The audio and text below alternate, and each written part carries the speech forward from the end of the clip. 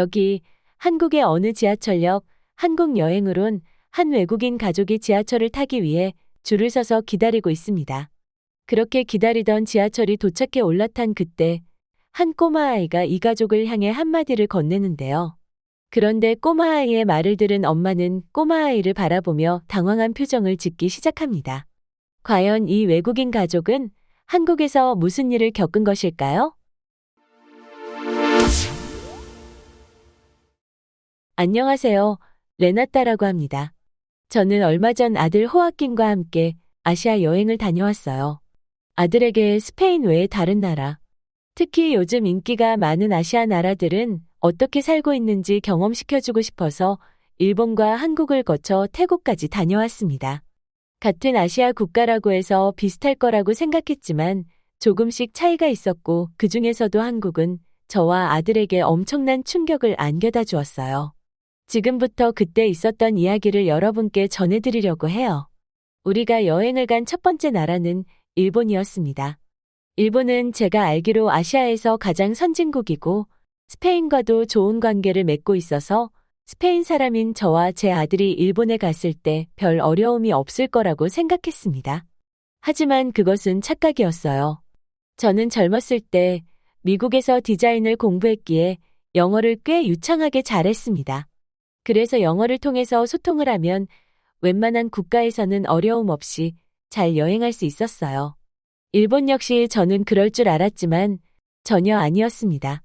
사실 일본은 디자인 공부를 할 때 몇 번 다녀온 적이 있는데 그땐 혼자 간 게 아니라 일본인 친구가 있었고 그 친구가 소통을 도맡아 했기 때문에 몰랐는데 이번 여행에서 확실히 깨달은 게 일본인들은 외국인에 대해 상당히 박하다는 거였어요.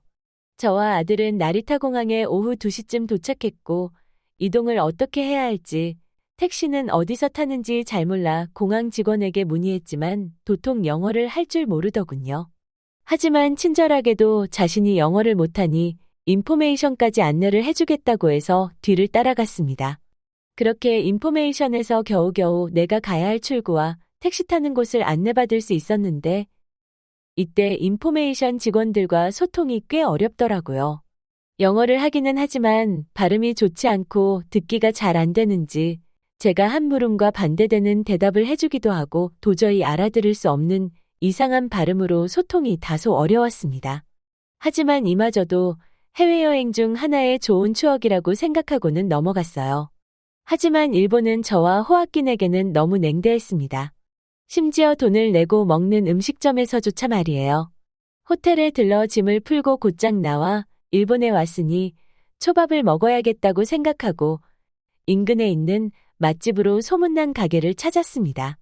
초밥을 종류별로 여러 가지를 시켰는데 너무 이상하게도 직원분이 저희 쪽을 힐끗힐끗 쳐다보면서 웃고 계시더라고요. 처음에는 외국인이 많지 않은 가게라서 저와 제 아들을 신기해하는 거라고 생각했죠. 하지만 초밥을 받아 한 입 먹고는 그게 아니라는 걸 깨달았어요. 저와 제 아들은 먼저 나온 초밥을 먹었는데 이상하게도 초밥이 너무 맵게 느껴졌습니다.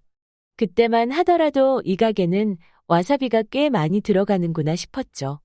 다 큰 어른인 저는 그렇다 쳐도 아이가 먹기에는 다소 매우니 와사비 양을 조절해달라고 말하고 싶었고 저는 영어보다는 일본어가 낫겠다 싶어서 빠르게 휴대폰을 꺼내 번역앱으로 아이가 먹기에는 매우니까 와사비를 덜어달라는 메시지를 전달했습니다.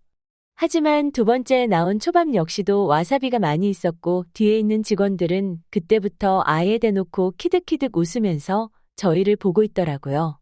그때 문득 한국인들이 일본 여행 중에 와사비 테러를 당했다는 신문 기사가 떠올랐고 지금 이 일본인들이 우리에게도 와사비 테러를 하고 있는 거구나라는 걸 깨달았습니다.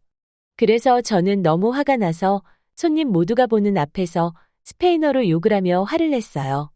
물론 그들은 이런 일이 한두 번이 아니었는지 대충 스미마셍하면서 미안하다면서 상황을 넘기려 했고 그 모습에 너무 화가 나 저와 호아끼는 가게를 나왔습니다. 아들은 저에게 당장이라도 이 나라를 떠나고 싶다고 하더군요. 하지만 이 한 번의 잘못으로 인해 앞으로의 일정 모두를 송두리째 엎어버리기에는 돈이 너무 아까워 조금만 더 지내보기로 했습니다. 일단 흥분한 마음을 가라앉히기 위해서 우리는 다시 호텔로 돌아가 룸서비스를 주문해 먹었어요. 그리고 호텔에서 샤워를 하면서 조금 쉬다가 저녁에 다시 나와 시부야 거리를 가보기로 했습니다. 그런데 그곳에서도 한 술에 취한 일본인이 다가와 우리에게 너 같은 하얀 피부를 가지고 있는 인간들, 당장 썩 일본을 떠나라고 소리치는 거 아니겠어요? 그땐 화가 나기보다는 이 나라 너무 무섭다는 생각이 들었고 이대로는 안 되겠다 싶어서 저희는 다시 호텔로 돌아가 3일간 있으려 했던 일본에서의 일정을 수수료를 물더라도 취소하기로 결정했고 다음날 일찍 한국행 비행기 티켓이 없는지 알아봤고 마침 다음날 오전 7시 비행기가 있길래 냉큼 예약해 일본을 떠나기로 마음먹었습니다. 이때 저는 그렇다 치더라도 아들이 너무 힘들어하고 두려움에 가득한 모습을 보니 제 가슴이 찢어지는 것 같더군요. 그래서 그날 밤 저는 아들을 꼭 끌어안고 잠에 들었습니다.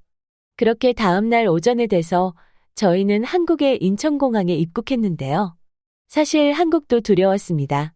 한국도 일본과 같은 아시아권 문화에 속하고 심지어 일본과는 바로 2~3시간밖에 거리 차이가 없는 나라이기 때문에 크게 다르지는 않을 것 같다는 생각이 조금은 있었거든요.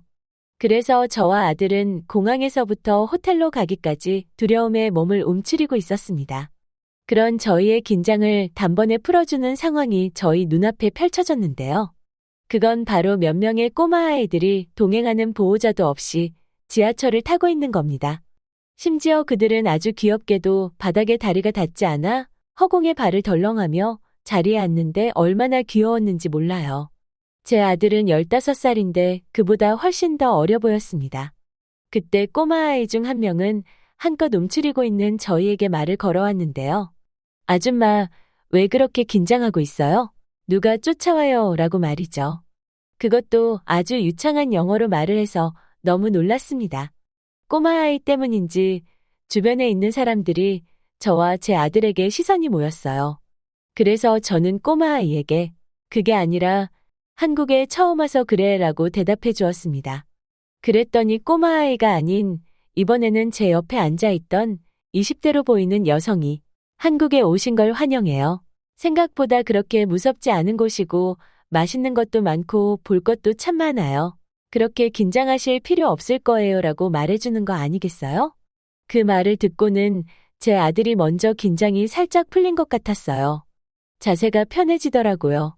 그런데 정말로 놀란 게 일본에서는 영어를 할 줄 아는 사람이 거의 없었는데 같은 아시아 국가인데 저렇게 꼬마아이도 영어를 잘하고 옆에 있는 여성도 영어를 잘하는 모습에 아주 충격을 제대로 받았습니다. 분명 어제 있었던 일본에서는 마치 저와 제 아들을 짐승 보듯 경멸하는 눈빛으로 쳐다보는 사람들이 있었는데 반해 오늘은 이렇게 모두가 친절로 대해주니 마치 지옥에 갔다 천국으로 온 기분이 들지 뭐예요?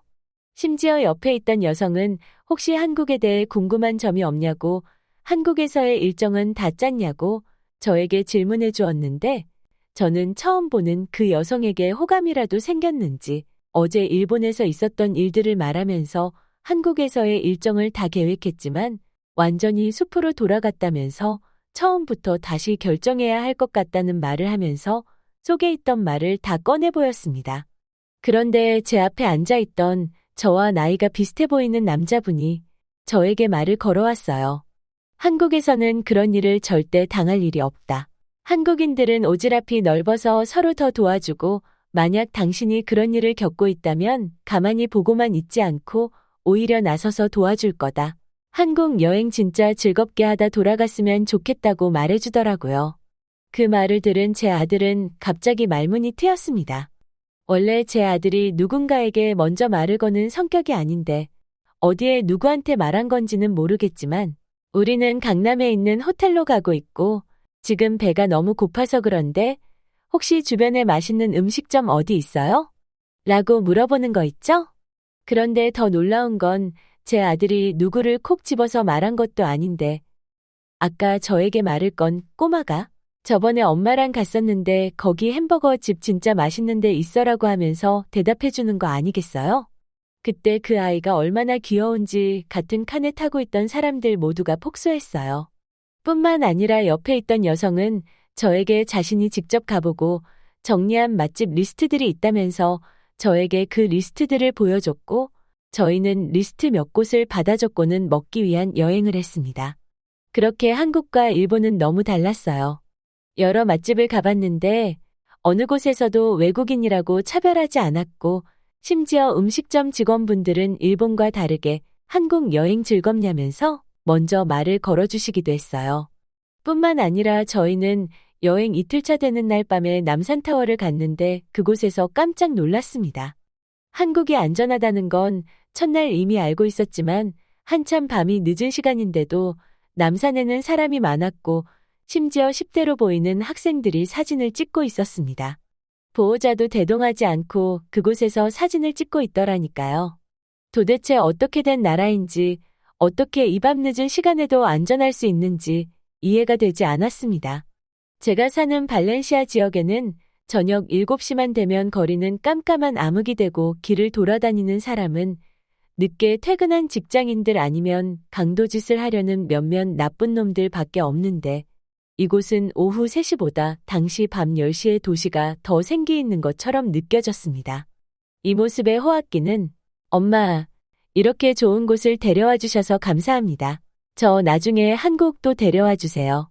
그리고 저 발렌시아로 돌아가면 한국에서 살고 싶어질 것 같아요라는 말을 하더군요. 저 역시 일주일 전에 스페인으로 다시 돌아왔는데 벌써 한국에 가고 싶고 한국과 너무 다르게 지루한 이 도시를 빨리 벗어나고 싶다는 생각이 듭니다. 제 아들 또한 돌아온 직후 계속해서 한국에 대한 이야기뿐이고 한국으로 유학 가겠다고 벌써부터 준비에 나섰네요. 하지만 저는 그보다 앞서 아들과 함께 이민까지 고려해봐야겠다고 지금 생각하고 있습니다. 오늘 준비한 사연은 여기까지입니다. 영상 끝까지 시청해주셔서 감사드리며 여러분의 구독, 좋아요, 알림 설정은 영상 제작에 큰 힘이 됩니다. 다음 더 재미있는 사연으로 찾아오겠습니다.